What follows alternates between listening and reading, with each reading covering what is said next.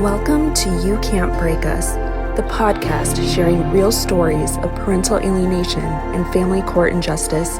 I'm your host, Kaylin Hawkinson. Each episode, I sit down with brave guests who open up about their personal journeys, the pain, the resilience, and the fight for justice. These stories are raw, real, and powerful because speaking out is how we break the silence and remind the world, you can't break us. Hi, Sarah. Thank you so much for being here today. I really appreciate that you're sharing your story with us and opening up. If you could start, I know that this deals with CPS and court injustice. So maybe if you could start from the beginning, how your children ended up with CPS. Absolutely, yes, and thank you for having me on. This is important to have a voice in all of Yeah, this. So I have tried to whittle it down. This is a very long story. It's hard to tell all of your trauma in, right, an hour, but right. I think the most important parts are my son, Finnick. He was born July of 2024. And he was a huge, big, happy baby. We had no issues at all. And at 2 months old, he was starting to get on a schedule. I don't know if you have children, but we were finally starting to find the schedule. And every night around midnight, he would wake up for a feed, never missed it. And I would pump so my husband could help feed overnight. And so he woke up like clockwork, was ready to eat. But when he was trying to eat from the bottle, he couldn't. He was just acting Okay. very upset, like he couldn't swallow. And we tried breast and we tried bottle and we tried everything for 3 hours. And we were having no luck. And eventually, that was midnight. Eventually, around 3 a.m., he fell asleep again. But he woke up shortly after that, again, just ticked because he loves to eat. He doesn't miss a meal. So when he wasn't able to get the food, Yeah, it was making him very mad.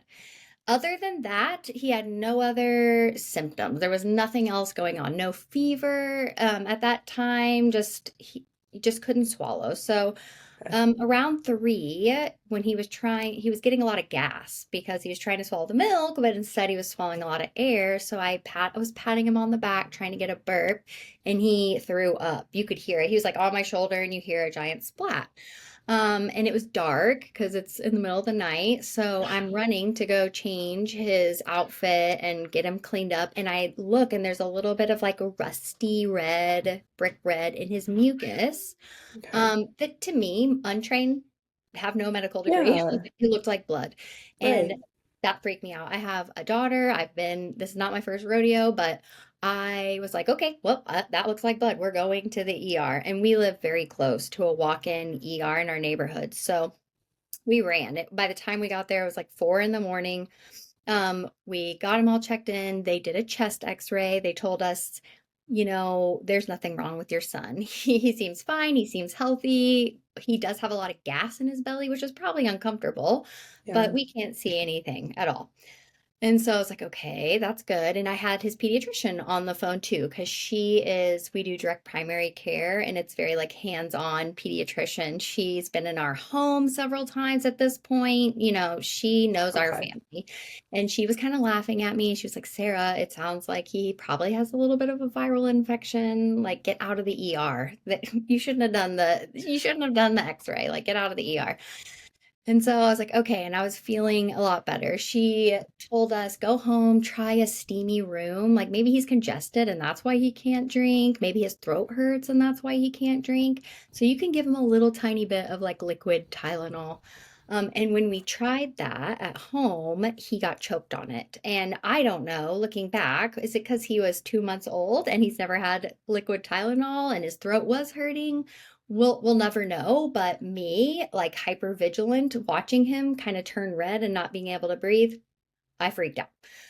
Again, this is a story of a mother freaking out, probably overly, about her child's health. But at that point, we got the pediatrician on the phone again, and she said, okay, well, I could send you to go do more imaging at like a diagnostic imaging center because she's not affiliated with the hospital, but they're going to send you to Children's Mercy, which is the only children's hospital close to us. We live in Kansas, it's like right on the border in Missouri. So we're like, okay, no questions asked. We ran to Children's Mercy. We gave him our story. When they triaged him, they actually did note that he had a little bit of a fever. And we asked, I sat down and I was like, okay, I want you to do a CT scan. I want you to do a scope. I want you to do all these things because I'm going to make sure, even without insurance, I knew this was going to be expensive, that nothing is wrong with our son. Yeah.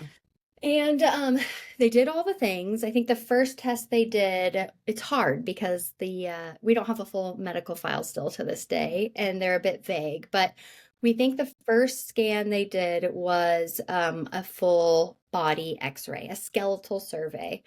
And in that test, they came back and they came in the room. There was like three or four doctors that sat us down. They're like, we have something to tell you.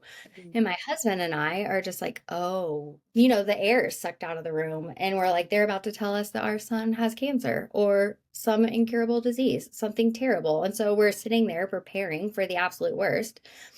And they told us, we found multiple fractures in your son's body, and we've had to hotline you for child abuse.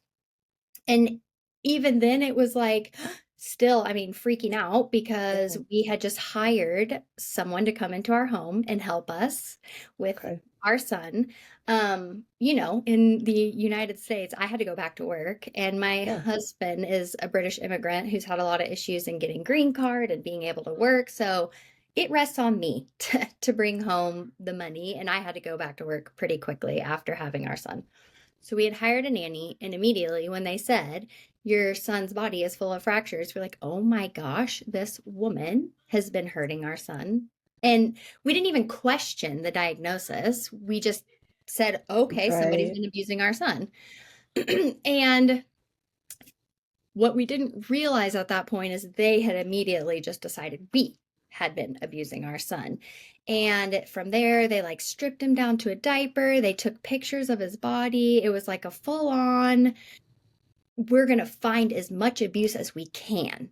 Okay. And Mhm. so, my son, for example, everybody in my family has very sensitive skin. I have hypermobile Ehlers-Danlos, and so we show red marks, we bruise, we show everything. And every single red mark on his skin, his birthmarks, they were taking pictures and saying abuse, abuse, abuse, like mark that as abuse. And at this point, there's no, like, I can't jump in and say, I tried. I said, that's a birthmark. He was born with that. Like, you can ask his pediatrician, but they still, in their file, are marking all of these things as abuse. Um, and so that's terrifying. They get DCF Yeah. involved at this point. They make the hotline and they said, we're going to have, PD involved to do an investigation, DCF. And my husband and I are stupid. We're like, okay, yeah, let's do it. Like, we want to understand what this woman's been doing to our son. Yeah. You think it's to help. Yeah. Yeah, exactly. We're like, okay, Yeah. let's cooperate. We didn't go find a lawyer, like so stupid. We were just like, okay, like we will do whatever you want us to do. We'll just tell us how we can be helpful. That was dumb. We know now that was dumb. But from there, DCF came in. They asked, us to tell our story together, separately. They asked my daughter, who was 9, she's 10 now, to tell her story. They asked my mom, because my mom was also involved and witnessed all of this. And our stories were exactly the same, like Yeah. almost to the T. When you look back at the notes, they're all exactly the same. And the DCF agent investigator on the case had decided that because our stories were the same, that we had concocted the story Yeah. and that we must be lying to cover up abuse. And so that's what she led with, full-fledged, just steamroll. What I know now, because I've learned a lot about like what are your rights in the hospital, they held us for a week. They kicked my husband out after 2 days, I think, trying to just pin this on him as being the man in the situation, like he's the obvious perpetrator of this. Okay. But we were both like, no, it wasn't like he wouldn't give me up, I wouldn't give him up. And so they decided somebody's protecting somebody. They held us in the hospital, but wouldn't tell us what was going on, which I know now is illegal. We didn't Okay. even get, they didn't give us a safety plan. They didn't tell us like what the next steps were.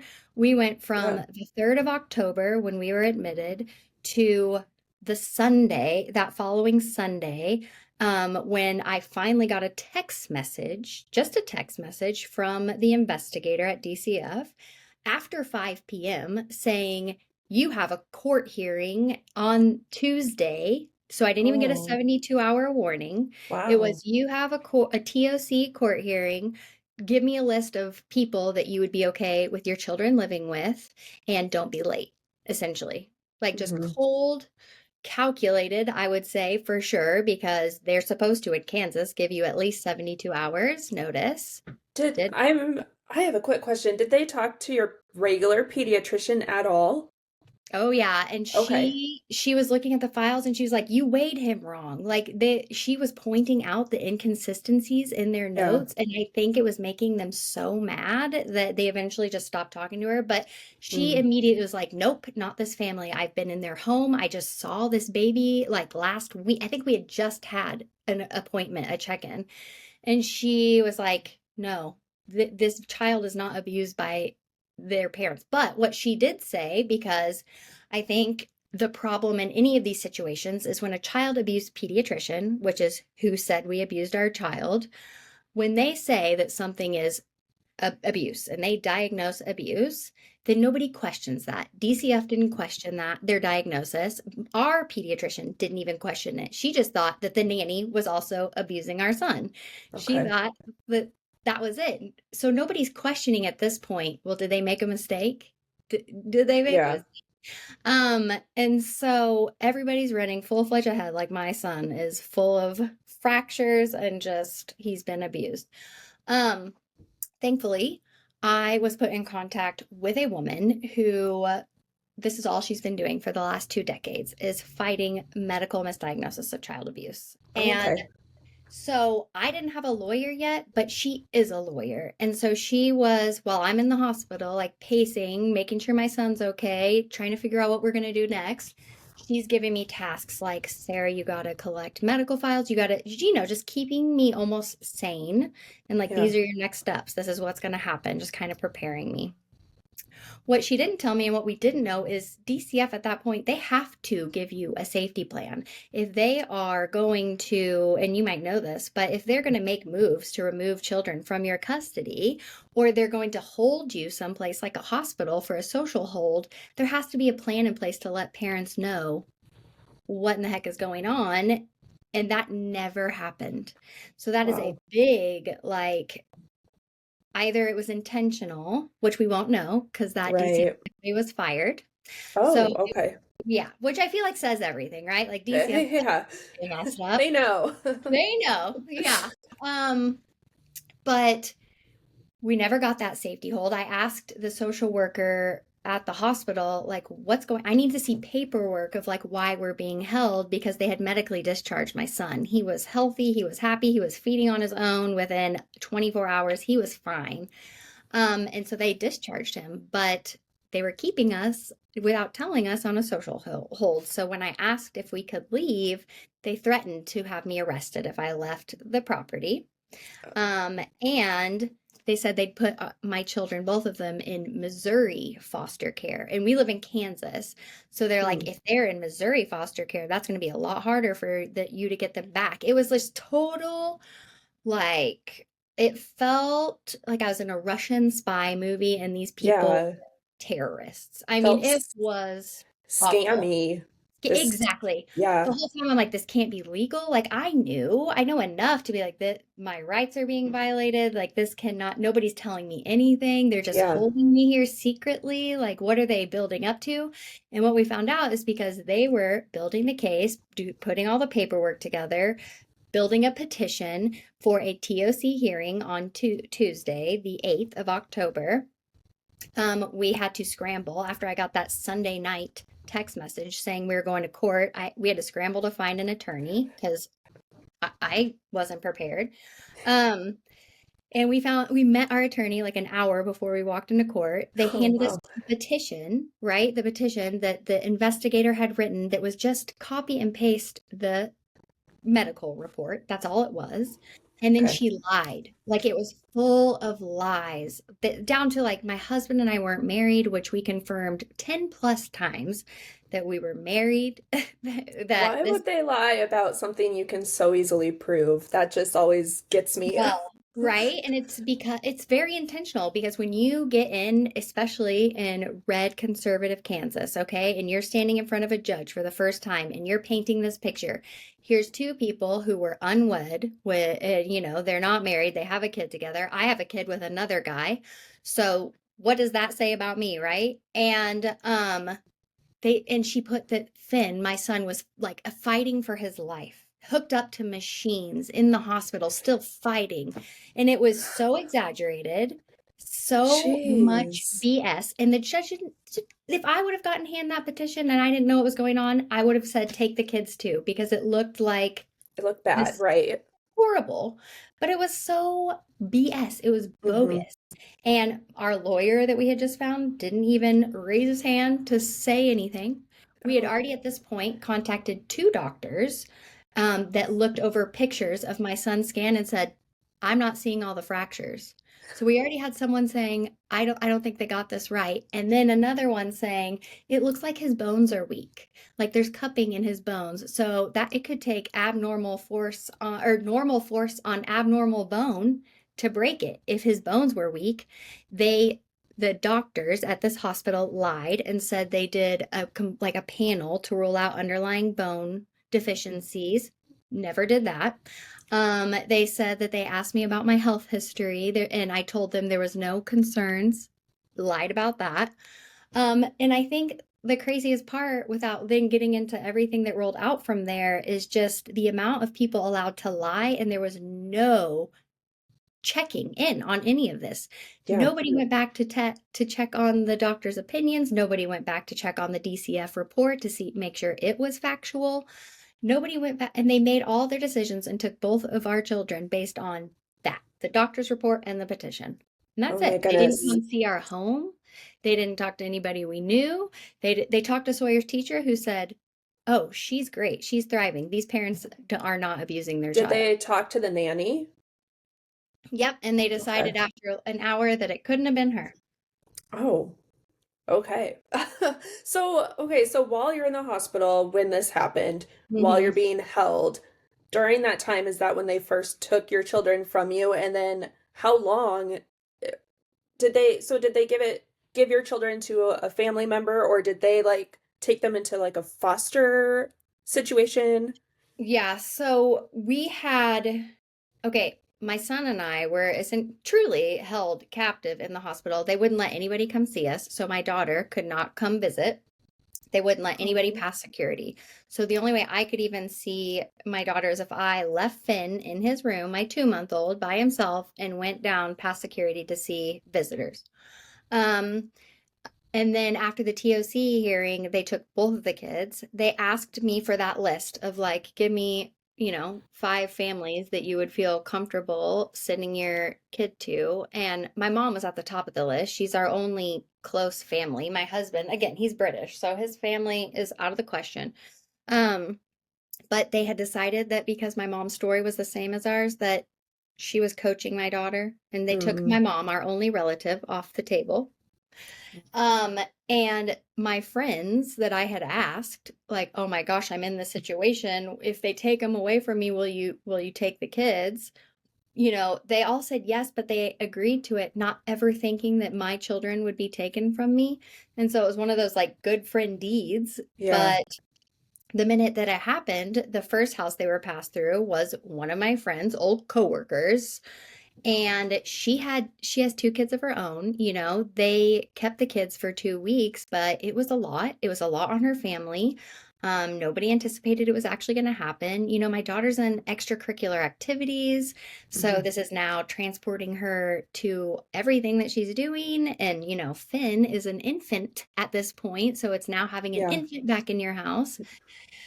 And so that lasted 2 weeks before they threw in the towel. And Oh, so that was the first house. And in that 2 weeks, we were only allowed to see our children for a 1 2 hour visit at like the foster care company, because that's what they okay. are, their office. We were allowed to have a supervised visit with them. Um, and then see Sawyer, my daughter, at her soccer. Like we could go to a soccer game if other people were supervising us. Okay. Um, and Finn, they put him in a daycare during that time. This family did. And when he got put into the daycare, I was allowed to go breastfeed him at the daycare. Okay. Um, so I saw him, twice a day at most to go do that. Um, and so that was 2 weeks. And then after they threw in the towel, which I don't blame them for, they got passed to another friend of mine who took them. Again, in both of these houses, the families told me that DCF did not come in to look at the Okay. house thoroughly and do any it was like a checklist. Do you have running water and like a toilet that works? Mm-hmm. Very Yeah. bare minimum things if you're bringing children into your home. Yeah. I'll say the second house that they were pushed through, that family had also a small child. I think he was like 6 months old, and it was a lot for them to take on. But with that house, we were allowed to be around the kids anytime that family allowed us to, as long as we were supervised. Okay. And essentially we lived there.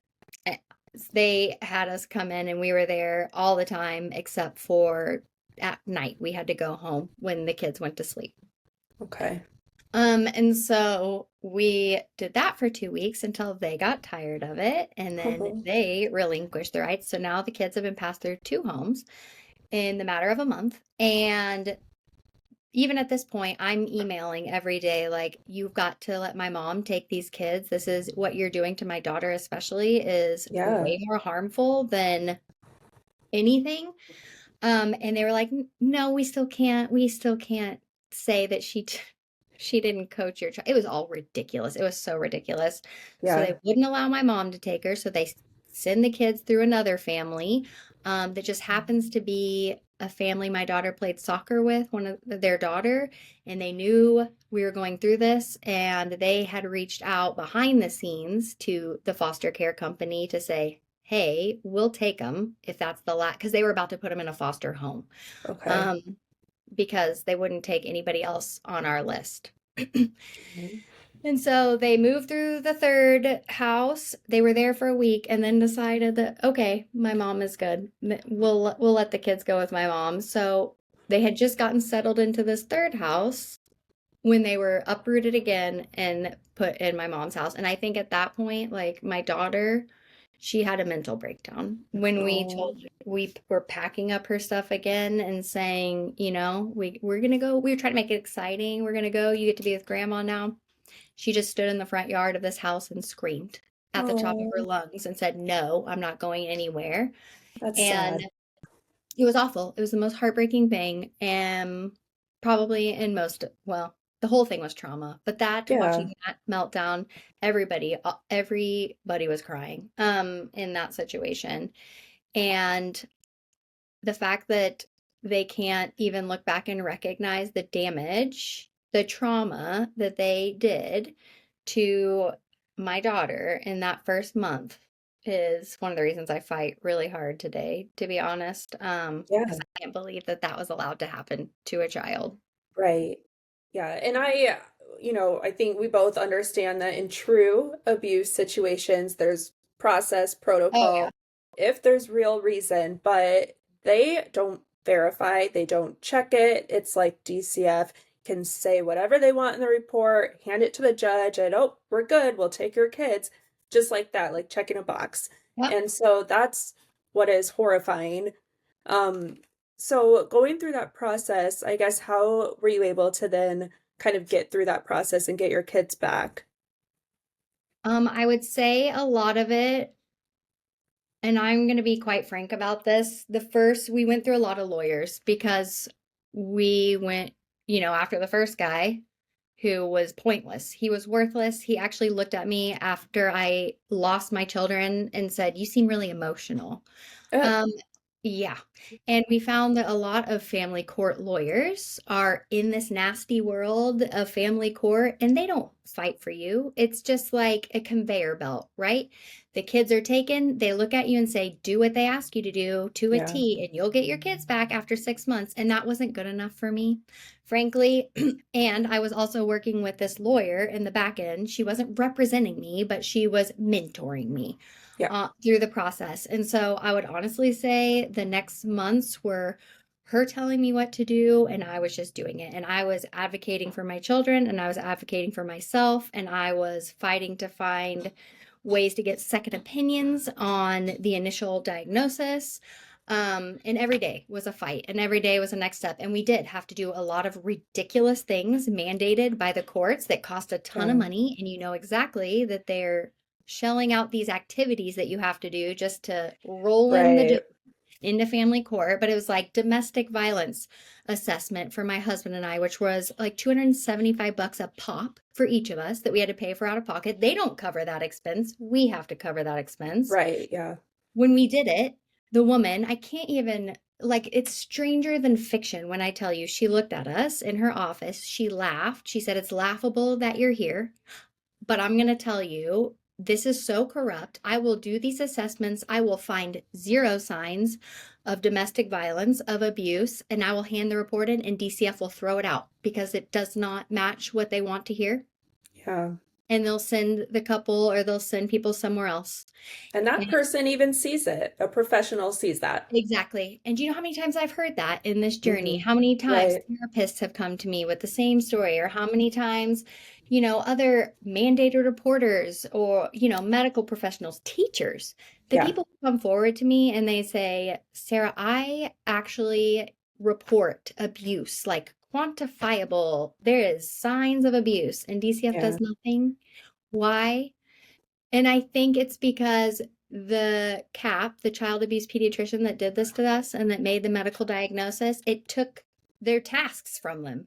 When you're armed, when DCF's armed with a diagnosis from a Yeah. doctor, they don't have to do a thing, Yeah. They're not right? going to question the doctor. They're not going to fight against the doctor. And then on top of that, at least from my understanding or what I've experienced, is that, CPS, DFS, whatever they're called in whatever state, they are not required, as far as I know, to have training on pointing out the signs necessarily like a therapist or another professional would. That's like a trauma informed therapist, coercive control, Yep. manipulation, abuse, all that.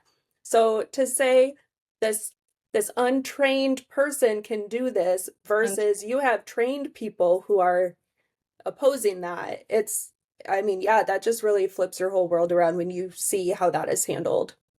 Yeah, and I think so this is the perfect example of that in our own case, okay? So I'm very pro therapy. My husband and I were both already in our own therapy, and so we knew immediately we were going to get Sawyer therapy, but it was also mandated by the court. Okay. So we found this most amazing play therapist. She got Sawyer right in. She interacted with our family, and almost immediately she was like, something's wrong here. Like they really messed up. And she wrote a very like strong worded letter to DCF and everybody involved saying, listen, like what you guys are doing to this little girl is so much worse. Mm-hmm. You guys are abusing her. You are the abuse. And Mm-hmm. he submitted that, and they still kept our children for another 3 months. So it's like here Oh, you have a specialist trained, yeah. trained to look for this, and they don't care. Yeah. Just And set that why? aside like it Right? didn't Like happen. this is an actual specialist. Oh my And gosh. we had family therapists that were writing reports for us, and we had people like once the foster care company, they're called KVC here in Kansas. Once they got here and into our home and around us, they were saying, "Nope, I think that we got this wrong. I think this family's good." And DCF was like, "Nope." They were doubling down. And why? Is it because once they admit that they got it wrong, once that everything starts Yeah. to tumble out for them? But So yeah, in the end, were you able to prove that the doctor misdiagnosed or, whatever the x-rays were wrong or whatever they did? yeah. Okay. Yeah, so the crazy part. Okay, we still to this day don't have a full medical record, but we did get our hands on the scans and sent those off to a radiologist who Okay. now she does this work for free for families because she's seen it so many times that it's like her life's passion now is to help families like ours. So she looked it over and she's like, okay, I think they had claimed 14 fractures in my son at various stages of healing. That's what they say to make people believe that it happened over time, when in reality, you can't put a time stamp on a fracture. But we don't have to get into that. She said there are two fractures, not 14. So they way read the scans wrong. And the two fractures that he had a rib fracture and he had a wrist fracture, right radius. And she said that when she looked at his scans initially, there's cupping in his bones. There are several indicators that he had weakened bones. What we can't do now is turn back time, though, and Right. go to do the tests that were supposed to be done. So our report was enough to further push that they made a mistake, but where it got really crazy is that the DA on the case and the judge, nobody actually wanted to read the report because they all used Children's Mercy, this hospital, as the state's witness in their cases. Oh. So we told them that we had a report, Hmm. but they didn't want to see it. And then we were also able to prove my son had there were several things like craniosynostosis. He had was diagnosed with that after we left Children's Mercy. They didn't catch it, but it points to a growth issue in the bones, like a rapid growth. His anterior fontanelle closed too early. So Okay. that's something that we have to go now to Wichita, which is like a 4-hour journey to see a specialist about, that they never caught. So we were able to at least prove that they Yeah. made a mistake and that Okay. there were several things that they missed. Did anybody want to read the reports? No, but it was enough to scare them. And I think also what happened is the judge wasn't going to budge. Hmm. She didn't want to read our report. She didn't want to read any evidence in our favor, but she kept pushing out the date to give the kids back and to drop everything. Hmm. And so I took a reporter into the courtroom, and you're not supposed to do that in family court. It's very like closed curtain, Yeah. Wizard of Oz. You're not allowed to see what happens. But I took a reporter in because I wanted her to know that I was working with the media and we weren't going to be quiet. And that day, she kicked the reporter out and she's like, "Okay, I'll release the case." Oh my gosh. That just goes to show you that they were covering things up, hiding it, and they know they're wronging you. That is insane. He didn't want a media nightmare. And also, I don't know where you are, but in Kansas here, we vote on our judges, right? We vote on these positions. So I think at the end of the day, she's worried about her image over anything else. And Hmm. to that point, if she let a child abuser off the hook, that would also hurt her image. But I think what that leads to is we have judges that care more about their image than about families. Yeah. At the. Hmm. So, That is very much, I mean, there's been articles before, and I don't off the top of my head, but like what states or whatever. But yeah, there's been articles of judges and corrupt oh, people in court systems and CPS. So yeah, that definitely happens. it's everywhere. So So sorry, I keep like getting off no, topic, you're but fine.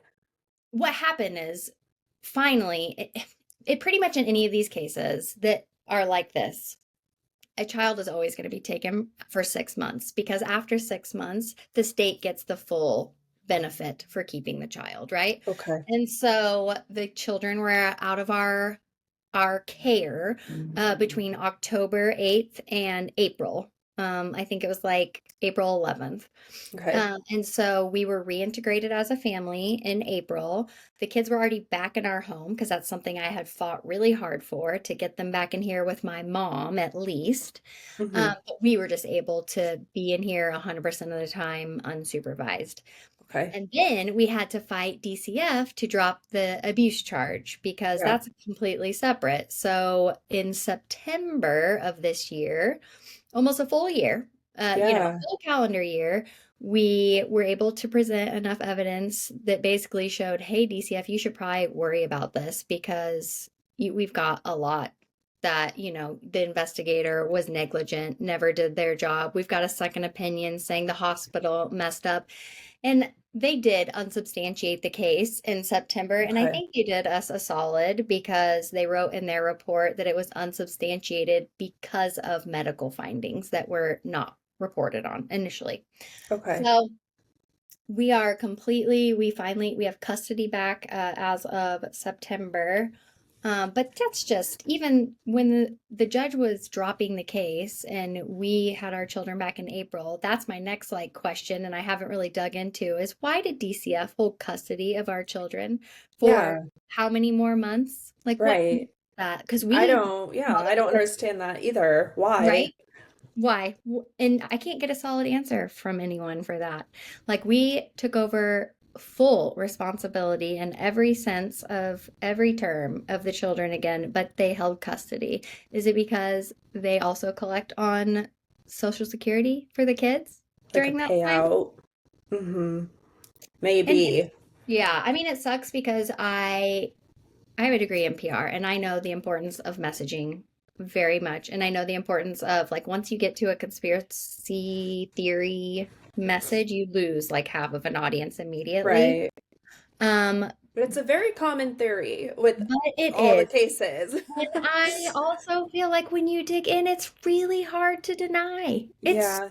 There's, Knowing yeah, knowing their process and how it works, it is very logical that that's the theory of, dealing with money and financial reasons.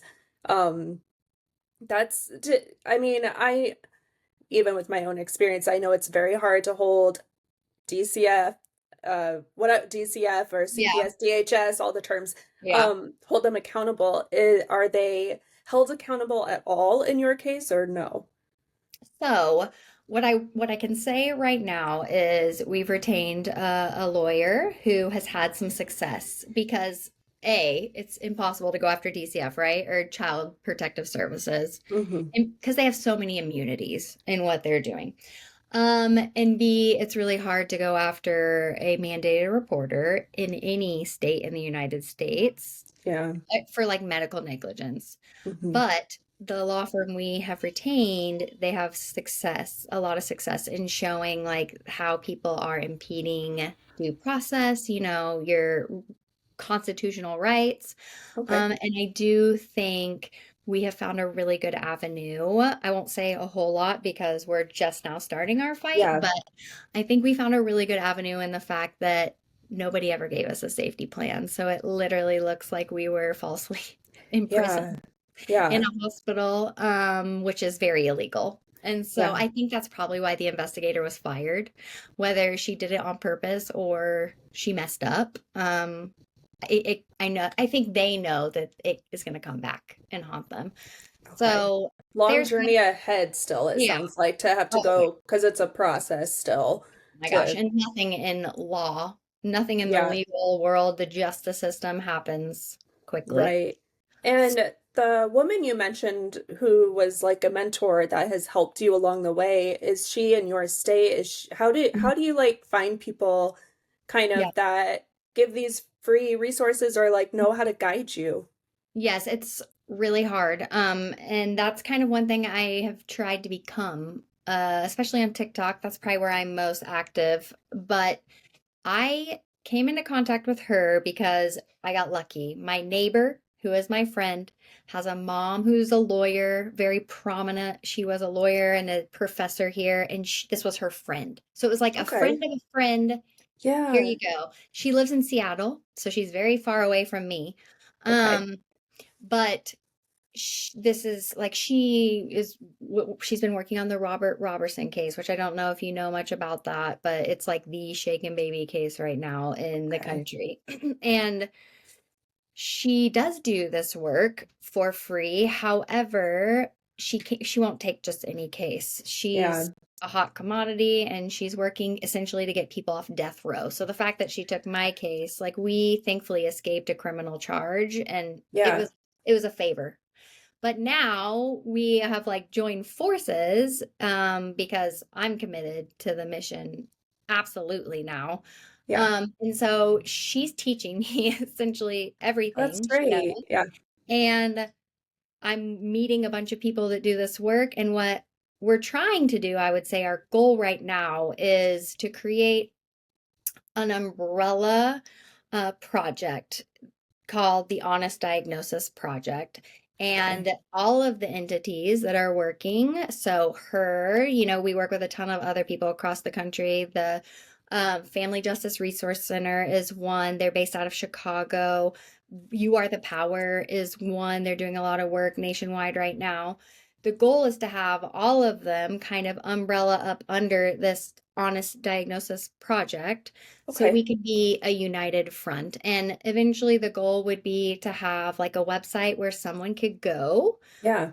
depending on where you are in the country, even the world, because this is a global issue. Yeah. We can put you in contact with resources in your area. That would Um, be so helpful. oh So my, many people struggle. I'm yeah. so glad you got lucky and had a connection like that, but so many people do struggle or don't have the financial means because it does. It can be a such a Oh, drawn out, very financially burden, and people can't find help or figure out what to do. So that sounds amazing. yeah, that would be the ultimate goal. I think in the meantime, like the advice that I would have for people is you in family court, and I don't want to speak, I'm not a lawyer. I'm not a lawyer, but I do believe that everybody's entitled, especially criminal cases, but even like a SINK case, child in need of care case, you're entitled to a lawyer. So the state has to provide you a lawyer if you can't afford one. I think where it gets tricky, especially in these medical abuse cases, is that a lot of the lawyers just immediately think that you're guilty. And so to actually find one who's going to dig in and do the work that's needed to do, because it's a lot, it's Yeah. hard to find one that's actually going to fight for you. And so I try to just empower people to say, even if you're working with a state appointed attorney, it is their job, it is their duty to work for you, to help you. And if Yeah. they're not, and if you feel like they are not working for you, then you can report them to the bar. Like that is their whole job. And I think a Yeah. lot of people are scared to do that because of course, they're in like a super traumatic situation. And so Right. advocating for yourself becomes something that you don't think to do. But Hmm. at least in America, you really are. You're given certain rights, and one of those rights is to an attorney if you cannot afford one. Um, and so that's one thing I tell people all the time. I also tell people like your number one priority if you find yourself in this situation is you have to start collecting records because you're going to Hmm. want a second opinion as fast as you can get it. And there are only a certain number of very brave doctors who are willing to stand up to child abuse pediatricians and Yeah. say, "Hey, I think they got this wrong." And so that is a struggle, but the more you can work to collect the files, prenatal files, postnatal files, every single pediatric, file that you can get your hand on, all of that is going to help build your case. And so I think Yeah. it's all stuff parents can be doing in the background Yeah. while they're fighting this. And so it's Yeah, and it can be a lot, but it's very important to hold true to yourself because yeah, many times going through that being treated like you're the bad one, just hold true to knowing your truth and what really happened and fighting that. So, that is so important. That's actually like such a good point because I think when you start to question yourself or even your partner, there are a lot of times I'm sure my husband and I looked at each other like, did yeah, something happen? they Um, start to mess with your mind with they DCF do. And stuff. when Yeah. Yep. And when you break and you start to show that, then that's what you're showing to this, I'm going to say team of people Right. who are trying to build a case against you. And I Yeah. will say one of the things I feel like helped our case is that my husband and I never wavered. We never like separated, even when they tried to make us. I had a lawyer at one point saying, "You need to leave your husband." Oh, wow. And it was just like, no, I'm not going to do that. That doesn't help anybody. And I think because we stuck so strong to who we are and Hmm. we advocated for ourselves and we advocated for our family and our home, it helped. But Yeah. I also recognize that when you're in a fight or flight trauma situation, that's very hard to do. Yeah. Well, I'm really glad that this is the outcome for you, that you got your kids back. I mean, it's heartbreaking that you had to go through that at all to begin with. Um, so are your kids good today? Is everything feeling better right now? I know you still have, things coming up, but you have them back. You're at home, and hopefully there's, weight off your shoulders with that. Yeah, I'm thankful every day that they're home with us. I think it'll always be hard. We Hmm. all live with like some level of PTSD after this. Just Yeah. today, this is a perfect example. My children are great, by the way. They're Yeah. healthy. I don't know Good. if you can hear them running I like I sneeze can't. It's so around true. right now. They're so good. They're so happy, and very healthy.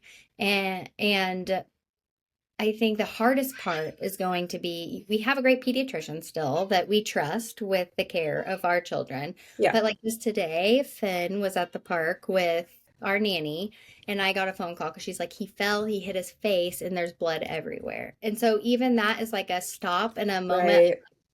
What do I do? What do I Like, do? Like, it could take one moment. Yeah, I mean, that's what it does. It gives you that trauma of like DCF could just be involved right just like that in a second for nothing exactly, again.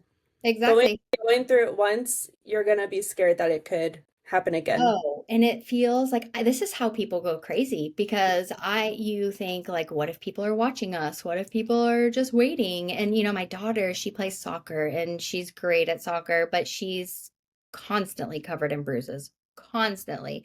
And every day I'm like, you've got to wear long sleeves, you got to wear pants. Like somebody's going to hotline us, somebody's going to think you're abused. And that is Right. such a terrible way to live that I'm like, I don't want to be helicopter to the point of suffocation of my children, but in a way, it feels like that's preservation of my family and the only way I can keep them safe. And so, Yeah. they're good, but it's just day by day. Yeah, and You that's know, definitely understandable. That's what they do to people, I feel like. I mean, when you've gone through it once, when you've experienced it, it opens your eyes to how the system can truly be. And so moving forward, you know that. You know how easily something can just flip. yeah, and I think the scariest part of all of it, is there's no legal recourse. Like you think Yeah. that you've got these constitutional things keeping your freedoms, but when it Hmm. comes to family court, like they can take your children Yeah. without having to prove anything. Yeah. And I think that's what terrified me most. Yeah. Well, Overreach, yeah. overreach. Yeah. Well, thank you again for being here today, Sarah, and sharing your very inspiring story, showing how much you advocated and, fought for your children the way you did.